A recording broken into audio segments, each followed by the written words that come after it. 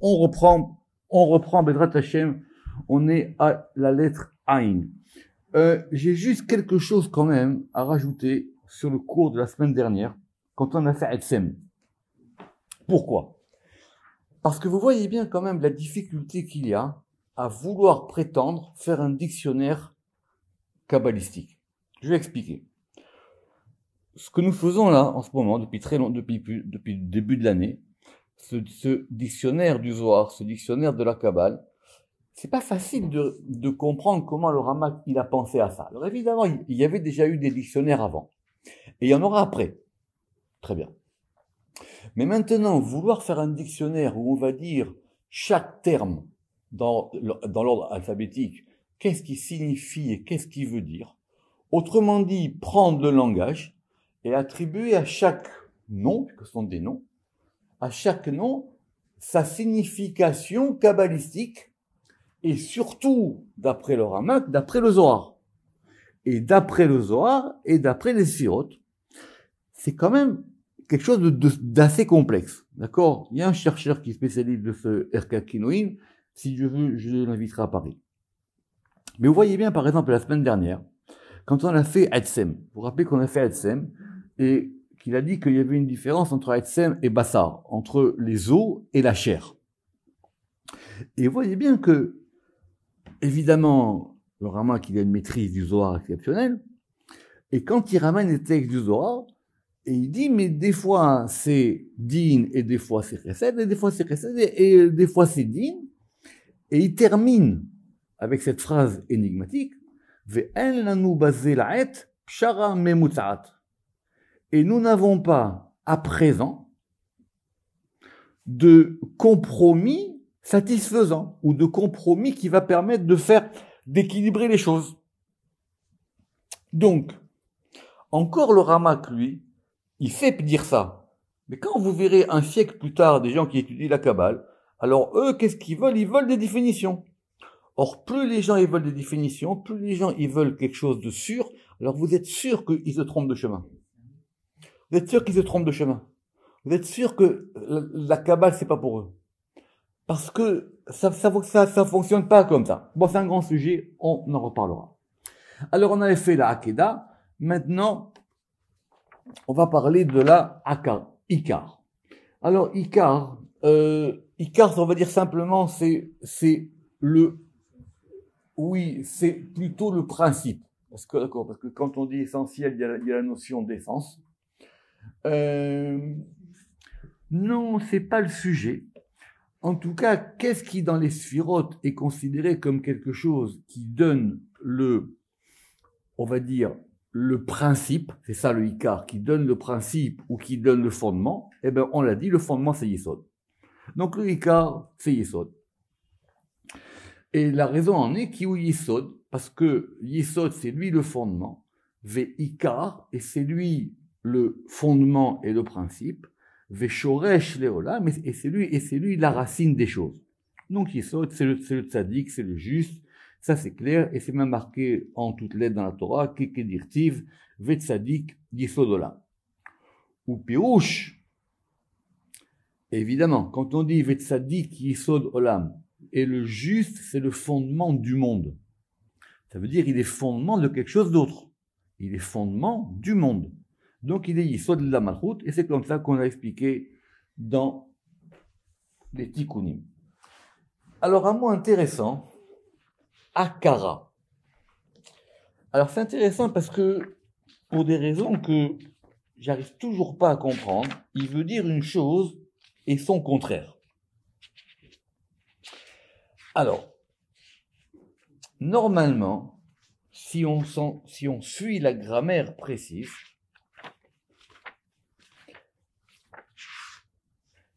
on va être précis doucement. Pour Ikar, lui, il dit aussi la racine. D'accord.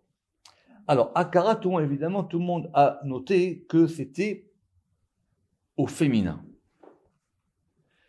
La racine, c'est l'akor. L'akor, c'est le fait de déraciner, d'arracher. Au féminin, littéralement, c'est quelque chose qui a été déraciné. Et donc, je sais pas, par contagion linguistique, ça désigne une femme stérile. Lo yevecha akar va'akara, effectivement, c'est marqué dans la Torah, ça fait partie des bénédictions, il n'y aura pas de personne stérile, et vous voyez bien que c'est au masculin et c'est au féminin.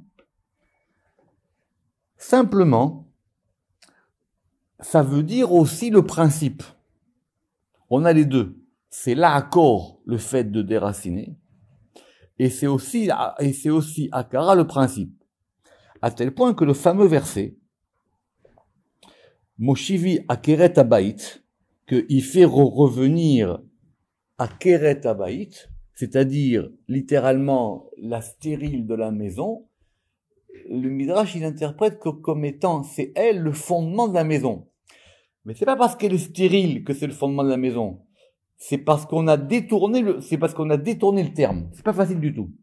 Quand on dit que la femme est akeret habayit, ça veut dire que c'est elle le fondement de la maison. D'accord? Alors, quel est le fondement de la maison? En général, c'est la malchoute, évidemment, et évidemment, c'est Rachel. Et il ramène ici un verset dans Echa. On va pas aller plus la suite parce qu'il faut bien comprendre ce terme de akara akar ve akara. Mais ça a les deux sens. En fait, quand c'est plutôt dans la forme construite de akeret habayit, on comprend plus là-bas que c'est le fondement de la maison. Alors, un sujet intéressant. Erev. Ça veut dire quoi, Erev? Alors, doucement. Erev, en général, on traduit comme étant le soir. Mais étymologiquement, ça vient de Arev. C'est quoi Arev? C'est le fait de mélanger. D'accord? En hébreu moderne, une taruvot, c'est le fait de mélanger des choses. Pourquoi? Parce qu'il y a une différence entre le soir et la nuit. Or, le soir, c'est le moment où il y a un mélange du jour et du début de la nuit. D'accord? Très bien. Alors, comme dans toutes ces notions-là, il faut être précis. Alors, yesh erev gadol ve yesh erev katan.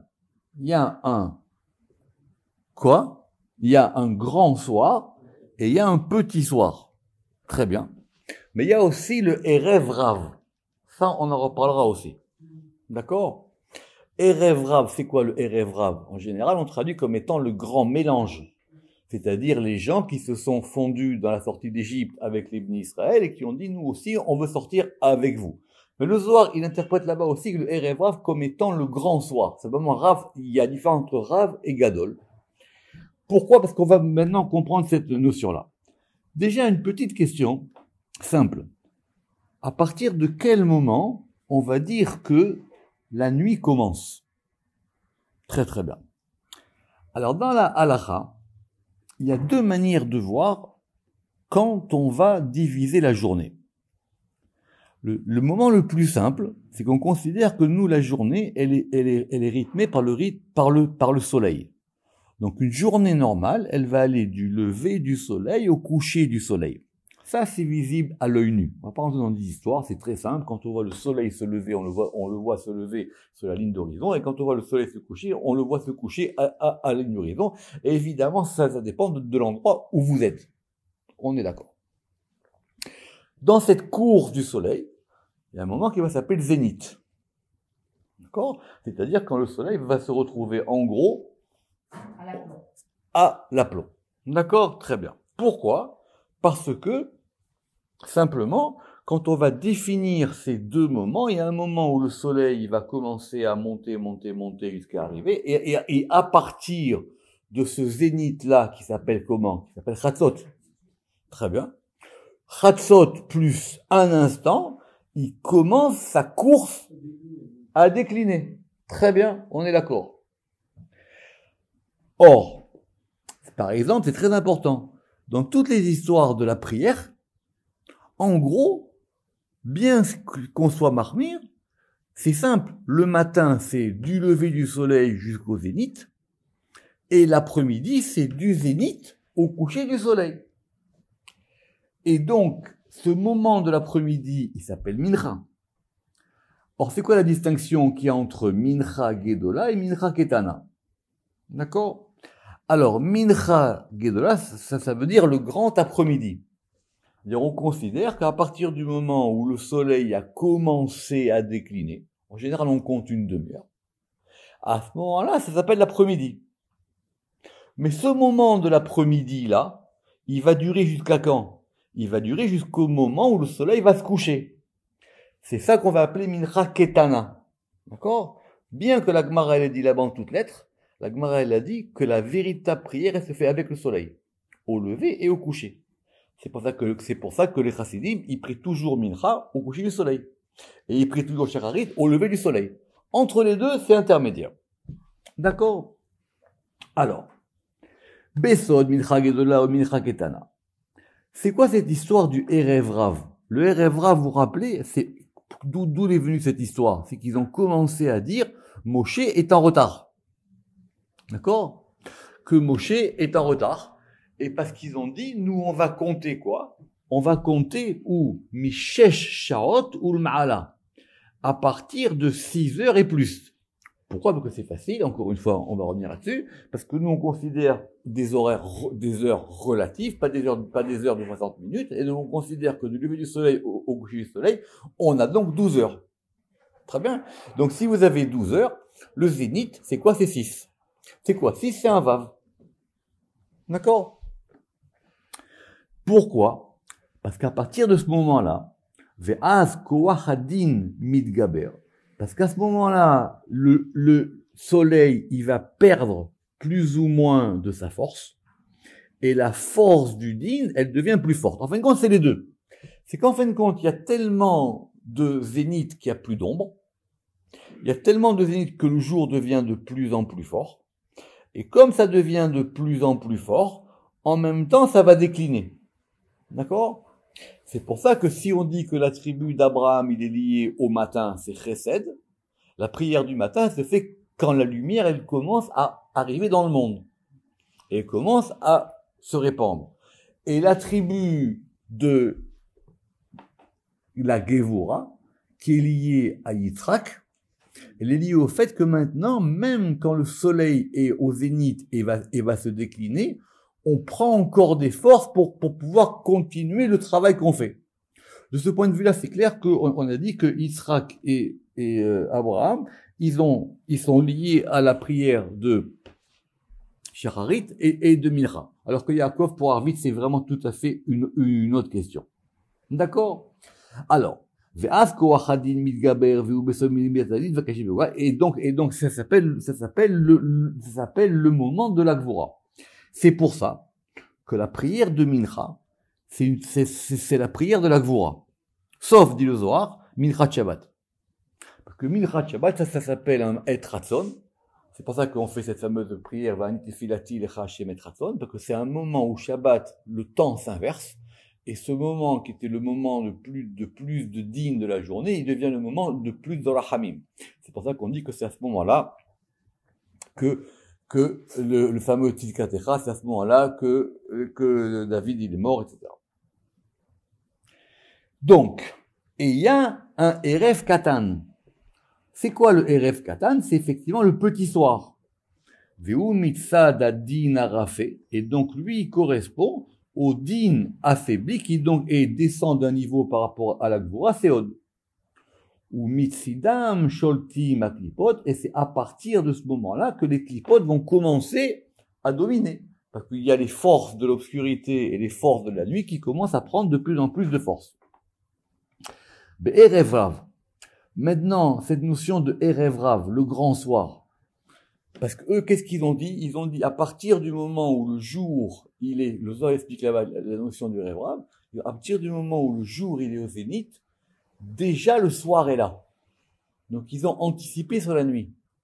Vous connaissez, d'après Midrash, en fin de compte, ils ont dit, on n'est pas à 6 heures près. Donc, Moshe, il n'est pas là. Mais le soir, il n'est pas là encore. D'accord? Parce qu'eux, ils pensaient que maintenant, la klipa, elle est beaucoup plus forte. Berev Rav klipa kasha, ou Erev klatan. Et quand on considère maintenant le petit soir, la klipa, elle est dure, mais pas comme la première. Et donc, de ce point de vue-là, il y a, ou basé un tema imiesh erev bagdusha ve erev baklipa. Si on peut considérer que cette notion de erev, du soir, elle est soit dans la kedusha, soit dans la klipa, qui a kol sudak veda bada achidan kedipirachnu, parce qu'effectivement, les deux peuvent se concevoir. Alors, Arvot. Vous savez ce que c'est Aravot? Alors, Aravot, c'est un sujet, dans la Gemara de Chagiga, il y a, on va dire, 7 cieux, de la même manière qu'il y a 7 terres, de la même manière qu'il y a 7 mers. Ça fait partie du vocabulaire classique de Chazal. Et donc, Shamaïm n'est qu'un seul des noms des cieux, et par exemple, Eretz aussi n'est qu'un seul des noms des terres, et effectivement, c'est pareil pour les mers. Et il y a un cieux qui s'appelle Aravot. Alors, évidemment, c'est toujours la même racine, c'est-à-dire c'est le fait que ce soit un mélange. Beshem Ze Nirlaku Bazoar, et il y a à propos de ce nom-là, le Zohar, il n'est pas d'un avis unanime. Rabbi Moshe Pirej qui rakia Aravot. Et alors, maintenant, il a dit alors, et donc, comme on ne peut pas dire cieux à chaque fois, puisque cieux, c'est le nom d'un des 7. Donc, c'est pour ça qu'on appelle ça un rakia. Donc, il y a 7 étendues célestes, dont une qui s'appelle Aravot. Qui rakia Aravot beyesod. Alors, effectivement, d'après Rabbi Moshe, on va dire que Aravot, c'est lié à Yesod, et c'est comme ça que c'est expliqué Bechen Pirej Bazoar, c'est comme ça que c'est expliqué dans le Zohar, Vechen Bemako Mare, et aussi dans un autre endroit. Vous voyez que le Ramak, c'est difficile pour nous. Il dit aussi dans un autre endroit. C'est quoi un autre endroit? Il nous dit pas. Alors, qu'est-ce qui ferait maintenant que cette notion, encore une fois, de Aravot, de mélange, elle soit liée à Tiferet? Ve'efsharatam ki kemo chez Tiferet nikra Aravot. Parce que de la même manière, parce que Tiferet, c'est aussi un principe mélangeur. Tiferet, c'est un mélangeur. Pourquoi? Parce que c'est en lui, parce que c'est en lui que vont se mélanger les forces de Gedoula et Gvura. Mais aussi dans Yesod. Vechen va Yesod. Bo mitarvim netzarvaod. Et c'est aussi dans Yesod où vont se retrouver netzareod. C'est-à-dire, en fin de compte, il y a des éléments qui permettent de mélanger ou d'équilibrer. Ça, vous vous rappelez, ça avait fait l'objet d'une porte dans le Pardes qui s'appelle Sha'ar HaMachlim. Mais maintenant, c'est aussi dans la paracha de Korach, c'est aussi dans la paracha de Korach. C'est pas parce qu'on mélange qu'on mixe. Si on mélange, il faut mélanger selon un principe. C'est pour ça que le Machlia, c'est à la fois un principe qui va mélanger, qui va équilibrer. Donc, Tiferet, c'est pas simplement un mix des deux. Je l'ai expliqué plusieurs fois, mais je vais le répéter. Par exemple, pour les couleurs. Si on dit que Tiferet, il équilibre entre la droite et la gauche, or la droite, normalement, c'est lié au blanc, et la gauche, c'est lié au rouge, donc on devrait avoir du rose. Eh ben, on n'a pas de rose. Parce que le principe qui équilibre, il a aussi quelque chose en lui. Et dans les tikkunim, et donc aussi c'est pareil pour Yesod, parce que Yesod aussi, c'est un mélangeur, on va dire, et c'est lui qui va mélanger, qui va équilibrer Netzach et Od. Et dans les tikkunim, c'est expliqué que Tiferet lui-même, il s'appelle Tiferet Asmo Nikra Aravot, et Yesod, il s'appelle Karka Aravot. Et Yesod, il s'appelle le sol de Aravot. Pourquoi? On revient là-dessus, ça fait pas de mal, parce que comment est-ce que Tiferet, on le désigne comme un vav? Or, comment est-ce qu'on prononce un vav? On prononce un vav en doublant le vav. Vav. Quand vous dites vav, vous entendez 2 fois vav. Vav. D'accord? Il y a 2 fois vav. Alors, et on écrit en général vav, aleph, vav. C'est de là qu'on voit que vav lui-même, il se double. Il est 6, il devient 12. Et si on met aleph, il devient 13. Et que c'est ce qui a marqué que tout ce qui est arrivé à Yaakov, c'est arrivé à Yosef. C'est pour ça que, en fin de compte, Yesod, c'est un prolongement de Tiferet, qui ou Mesherava, ou Sof Amachlia, Lechen Yizdak Boravot, et c'est pour ça qu'on peut lui donner cette notion de Aravot. Alors, on va reprendre maintenant nos histoires de Lulav. Vous savez que la Torah, elle a donné des noms particuliers aux espèces qui vont nous servir à nous comme étant des espèces du Lulav. D'accord? Vous vous rappelez qu'on avait vu plus haut? Qu'est-ce qu'on avait vu plus haut? On avait vu On avait vu le Hadas, d'accord? Simplement le Hadas, comment est-ce qu'il est appelé dans la Torah? Dans la Torah, le Hadas, il est appelé Anaf et Tzavot. Vous vous rappelez de ça ou pas? Très bien. Alors la Torah, plutôt que de nous dire de prendre des sols, elle nous dit de prendre des Harvé Nachal. D'accord? Alors, Nachal, c'est quoi Nachal? Nachal, c'est un fleuve, mais on va dire que c'est un petit fleuve. D'accord? Ou un oui, mais comment on dit en français un torrent, Razak, très, très, très, très, très bien. Un torrent. D'accord, oui. Bien que c'est compliqué, parce que quand on dit en hébreu la Arava, c'est un lieu aride, c'est un désert. Ouais, c'est intéressant. D'accord? Alors, et la Torah a dit de prendre, et donc nous, en général, on appelle ça des sols. Alors, vous savez que le sol, il peut être soit un sol d'eau, l'arbre, soit un sol de terre. Alors, nous, en général, on prend un sol d'eau, c'est-à-dire un sol qui va pousser au bord de l'eau. Évidemment, c'est un pluriel, donc on en prend deux. D'accord? Donc, vous vous rappelez donc dans le loulav, vous vous rappelez comment ça marche le loulav? Il y a un seul élément central, c'est ce qu'on appelle le loulav lui-même, qui s'appelle une branche de palme, et on a trois branches de myrte, et on a deux branches de sol qu'on va disposer à droite et à gauche. On apprend du Zohar qu'elles correspondent à Netzach et Hod. Alors, et ce degré de Netzach et Hod, Beyotam Yoshvim, c'est en tant que... Pourquoi est-ce qu'on va leur attribuer Netzach et Hod? Parce que c'est en tant qu'elles sont al Sefat Anachal, sur la rive du fleuve. Et oui, parce que c'est pas... Et oui, le sol, il pousse pas dans l'eau, il pousse sur la rive du fleuve. Yesod Veshotim al Kol Maim, et donc ce sol, il va donc prendre l'eau qui vient du fleuve. Et c'est par ça qu'il va s'irriguer. Veshotim alcool maïm abayim der hanachal. Au Bazoar Piresh, et dans le Zohar, c'est expliqué là-bas que c'est Harvé Nachal, ça correspond aux 2 degrés de la Gvura, 6 citrines des Gvura. Ve'efshar lefaresh, et on peut expliquer ainsi qu'il y a le Netzach ve'od biotam yonkim migvura, qu'on parle de ce degré de Netzach et Hod en tant qu'ils prennent. Autrement dit, c'est facile, on veut reconstituer, ça vient du Zohar, on veut reconstituer avec ce fameux bouquet les sphirotes.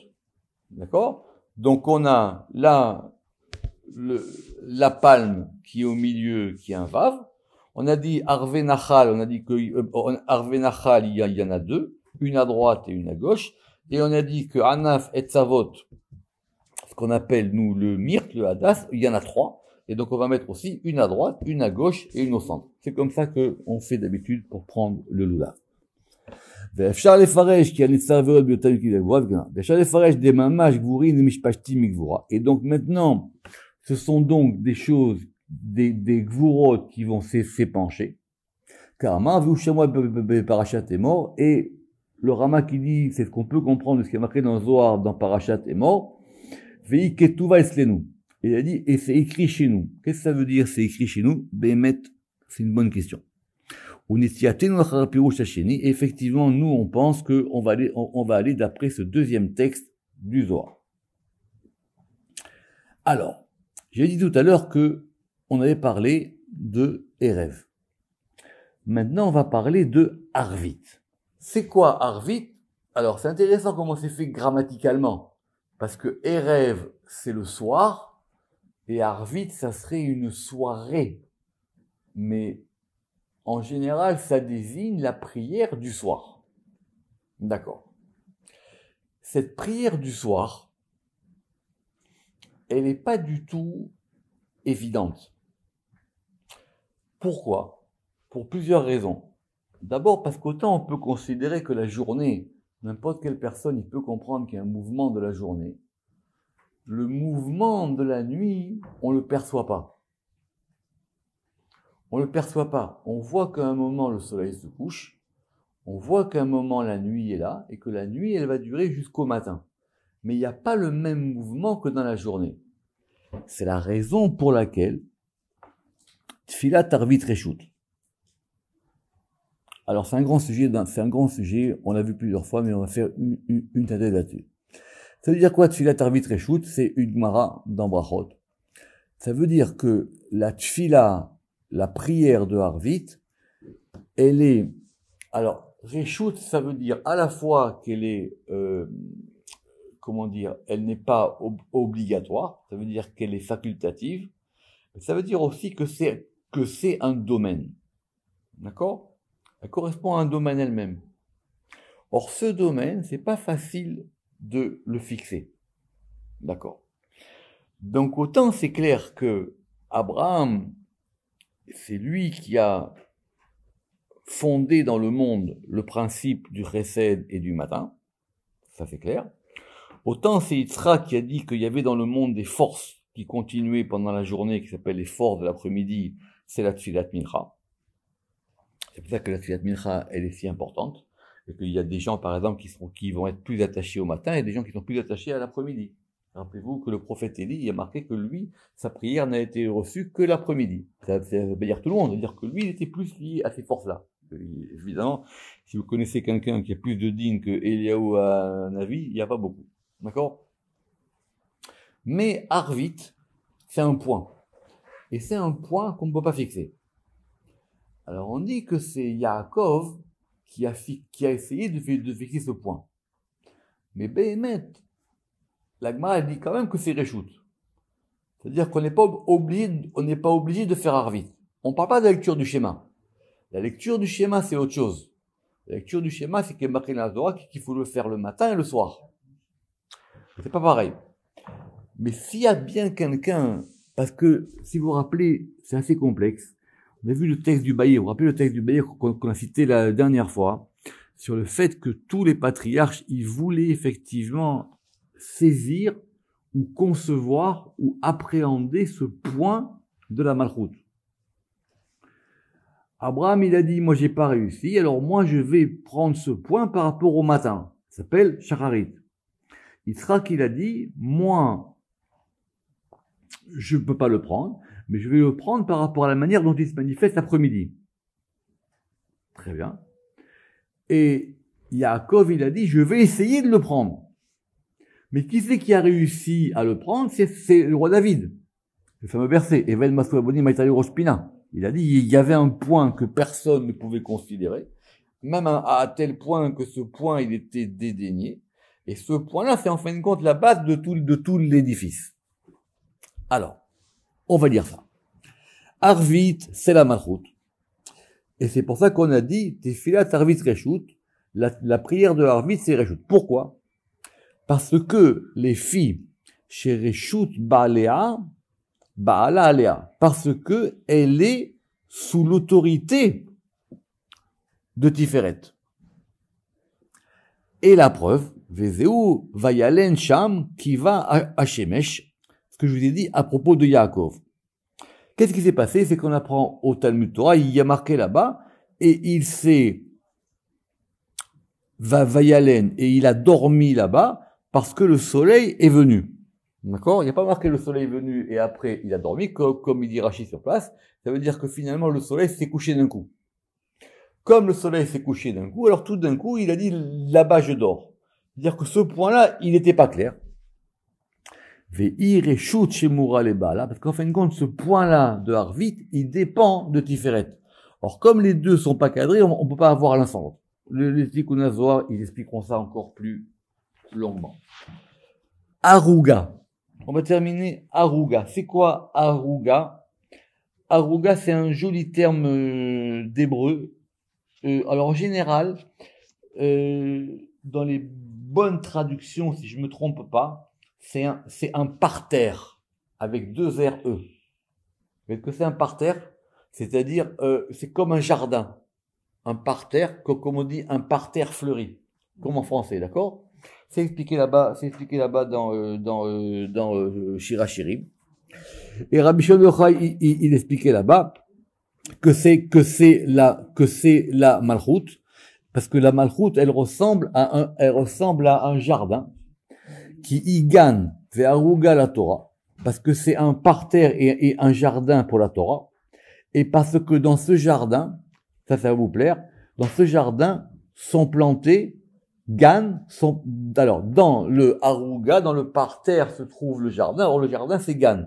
Gan, c'est quoi? Gan, c'est 53. Et ça correspond aux 53 parachutes de la Torah, Sidro Oraita. Ve'efshar shechalek me'agan nikra Haruga, qui Agan ou Kolek ou Haruga, parce qu'effectivement, en fin de compte, un jardin est composé de plusieurs parterres. En fin de compte, ce sont comme des parcelles. D'accord? Ce sont comme des parcelles. On va Arafel. Comment vous allez traduire Arafel? Pas facile, Arafel. Parce que c'est pas une nuée et en même temps c'est pas complètement sombre. Vous vous rappelez que c'est marqué dans la Torah où Moshe Nigash el Arafel Asher Sham Elohim. Il y avait comme une nuée qui était autour de la tente d'assignation et même, surtout d'abord, une nuée qui était il y avait une nuée autour du mont Sinaï et Moïse, il est rentré dans cette nuée. D'accord? En hébreu, quand on dit que c'est Meurpal, ça veut dire que c'est flou. C'est flou, c'est pas clair. Brume, tout à fait. Pas mal. Je vais voir comment est-ce que lui, il a traduit le brouillard. Le brouillard, mais est-ce que c'est un brouillard clair ou pas? C'est la différence. Parce que si c'est du côté de l'obscurité, c'est pas pareil. Alors, Rabbi Shimon Yochai, il a expliqué là-bas dans Tikkunim que la Shrina, du côté de la Gvura, elle s'appelle Raphaël. Pourquoi? Justement, comme je vous ai dit, c'est ce degré de cette brume, de ce brouillard qui était présent au mont Sinaï. Mais c'est du côté de la Gvura. Pourquoi? Parce que le verset, il dit, où Moshe Nigash el Arafel, Asher Sham ha Elohim, où là-bas était Elohim. Or, si il y a le nom Elohim, c'est du côté de la Gvura. Qui est Elohim, ou c'est la Gvura. Et dans la Tikkunim, on a expliqué là-bas que Arafel, non, c'était plutôt du côté de Tiferet lorsqu'il puisait de la Gvura. On va terminer sur un mot intéressant. Eres, avec un Aïn. Eres, alors c'est pas facile. C'est quoi Eres? Ça serait un lit. D'accord? Mais une différence en hébreu entre le lit et entre Eres et Mita. D'accord? Mais Eres, c'est plutôt une couche. D'accord? C'est une couche. C'est le lieu où on se couche. Et Eres Dvaï, c'est quoi? C'est le lit de mort. Oui, le lit de mort, c'est marqué dans la Torah, c'est l'endroit où, effectivement, c'est une personne, il est là, et il est en pas en très bon état, on va dire. Or, c'est quoi cette notion du lit? C'est la Shrina. Pourquoi? Parce que c'est marqué que quand on va voir quelqu'un qui est malade et qui est sur un lit, la Shrina, elle se trouve à la tête du lit. Alors, c'est pour ça que d'ailleurs, il y a même des halakhot un peu particulières, on peut pas passer derrière. On peut pas passer derrière. Et c'est marqué là-bas que il s'est prosterné à la tête du lit, c'est-à-dire quoi? Il s'est prosterné devant la Shrina. Quand on va voir un malade, la Shrina, elle est présente avec le malade. Et donc, l'honneur qu'on rend au malade, c'est aussi l'honneur qu'on rend à la Shrina. Alors, c'est Eres. Évidemment, quand on va inverser les lettres de Eres, on parle à Esser, parce qu'elle est totalisée de 10. Ve'ala ne'emar, Hashem yis'adenu al Erezva, c'est la Shrina, chez il y a une erreur, chez les Ma'ala, qui est au-dessus, mais Rachotav chez la Cholé, qui est au-dessus de la tête du malade. D'accord? C'est pour ça que cette notion de Eres, elle correspond plus à la Shrina. On reprendra la semaine prochaine. Baruch Adonai Leolam. Amen ve Amen.